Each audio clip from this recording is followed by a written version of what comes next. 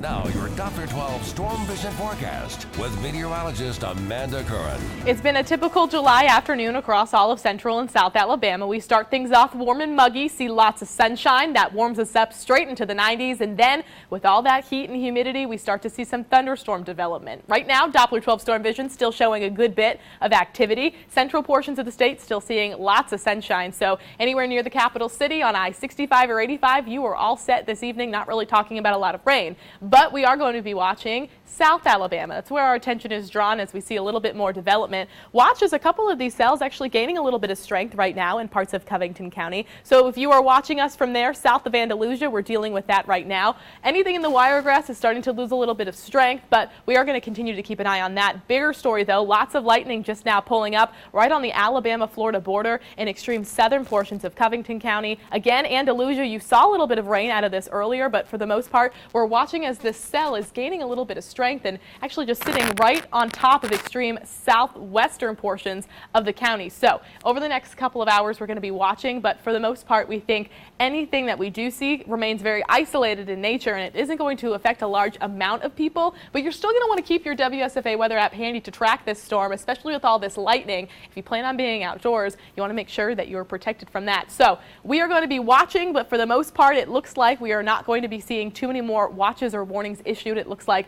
after the warnings we have seen have expired, we should probably be done for the night, but we are still going to be dealing with very isolated, spotty areas of rain over the next hour or so. Temperatures still staying warm in those locations that didn't see rain, while others of us are staying a little bit on that cooler side. Many of us who did see those showers have dropped back into the upper 70s and even the 80s, which is a nice cool off. Many of us will continue to do that throughout the rest of the evening without those rain showers. It will take a little bit longer though to lose that heat from the day. When we start our day on Wednesday, we're talking about lots of warmth. Many of us only dropping back into the upper 70s. Lots of humidity. That's the big thing. When you wake up in the morning, you'll feel it since the dew point and the temperature will be so close together. And then we think a little bit more of a shower activity kind of afternoon throughout lunchtime, a little bit of activity. But for the most part, we think coverage remains around 30 to 40%. Tomorrow really ramps up in time for the day Thursday. So expect another day with all that moisture. That's where we're really going to be watching for those showers to develop. It doesn't look like it's an all-day event for anybody, but it does look like there's a good chance for a couple of cities and towns to get a nice little watering of the grass or just a little bit of a cool down. But this is mostly a daytime event. It's all based off the sun, so we are going to not be dealing with this during the evening hours, but definitely during the day. And by the time we get to Thursday, about a 50% coverage, which is nice, Sally. It looks like it's going to cool us off. Temperatures, though, still staying warm somewhere in the mid-90s. Tomorrow looks to be another warm day for central and south Alabama in the low to mid 80s, but are we flirting with 90s by the end of the work week? We'll talk all the details coming up.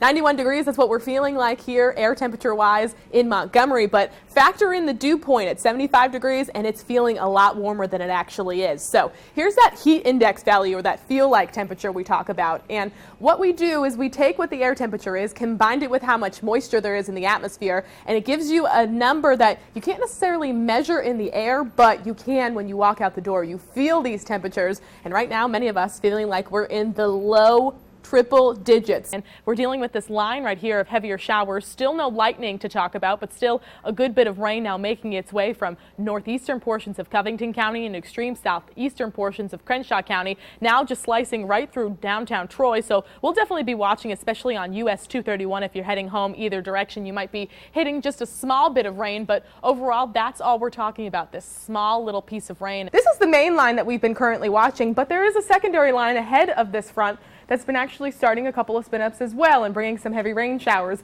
We'll zoom in a little bit closer to give you an idea of what's affecting us. Lots of heavy rain up in northern portions of the state. Birmingham and Huntsville about to see a lot of heavy showers. A little bit closer to home, though, we are just seeing some scattered showers, especially around parts of Montgomery. We'll zoom in a little bit closer to show you right now. So if you are anywhere in the capital city area, maybe Watauga County, in Prattville, Lowndes County, we're seeing some of those heavy showers. Well, Josh, right now we are currently leaving the station and heading to downtown Montgomery. We're searching for frozen fountains. We saw a couple of pictures on Facebook in Prattville. We'll be heading there a little bit later. Now, 32 degrees where we are from our weather station in Storm Tracker. And the real reason why we're out here on this bridge is because, just like this sign next to Storm Tracker says, you have to be careful when there is water and cold temperatures.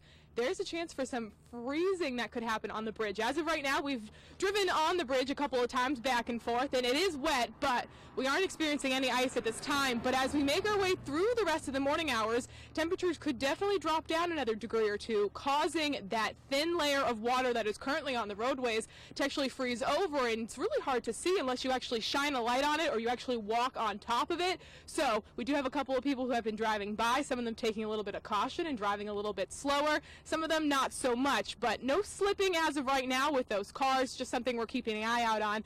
But definitely it is dark and it is cold here in Demopolis. I normally take for granted how cold it is in the studio, but Josh, I will take those 65-degree temperatures in a cold studio over these 32-degree temperatures in Demopolis any day.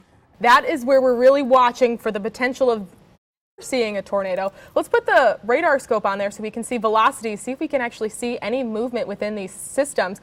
Right east of Bragg's, if we zoom in a little bit closer, we'll stop this so you can get a nice clear look of it. We're seeing a little bit of rotation, and what the rotation really is the different colors.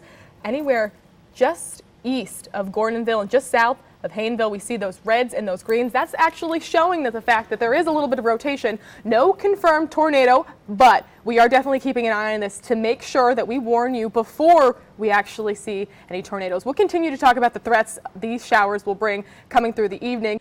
Just raindrops. Nothing's freezing quite yet. We've been walking around on this pathway over by the Tombigbee River. Not seeing any freezing yet. Talking to a couple of people who have pulled over on the side of the bridge who are heading to work early on this morning.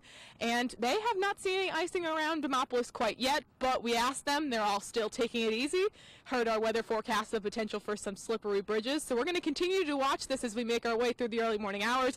Starting to get a little bit of light in our forecast. The sun is starting to ever so slowly rise, and hopefully temperatures will warm up soon. But as of right now, Josh, in Demopolis, still 32 degrees, have not budged much, but we are definitely still seeing a couple of very light rain showers as of right now. And you can really tell who has and has not seen the rain today, just strictly based off of these temperatures. So a little bit warmer somehow in the 90s, low 90s right now in Selma, mid 90s in the capital city. But the further south you head and the further east you go, you can see the direction in which the showers are pushing. Right now, places in the Wiregrass in the upper 70s, which is pretty comfortable, and also the low 80s, while just a little bit further to the north, Pike County, Troy, dealing with 93 degrees. So right now, it really depends on if you are seeing those rain showers. That's going to be affecting your temperature in a big way. Here's a 6-hour loop to show you the development of these showers. Started off very calm around 11, 12 o'clock. Watched as these very isolated pockets of rain and actual storms started to build into the area and slowly started to drift towards the south and to the east. And for the most part, it looks like, in the grand scheme of things, much less than where we have been. This is 24-hour rain totals, and what we can show you is, yes, some places like northern portions of Watauga County only saw about a ½ an inch, which is still good. We needed those rain showers, but head down to Pike County, just outside of Troy, talking about almost 1.5 inches, and head down to places in Covington County, over 3.5 inches of rain. That's where the heaviest of rain really hit over the past 24 hours, and we saw even more this weekend. So we will definitely be thankful for the fact that we saw some rain, but a lot of people hoping we could see maybe a little bit of sunshine now.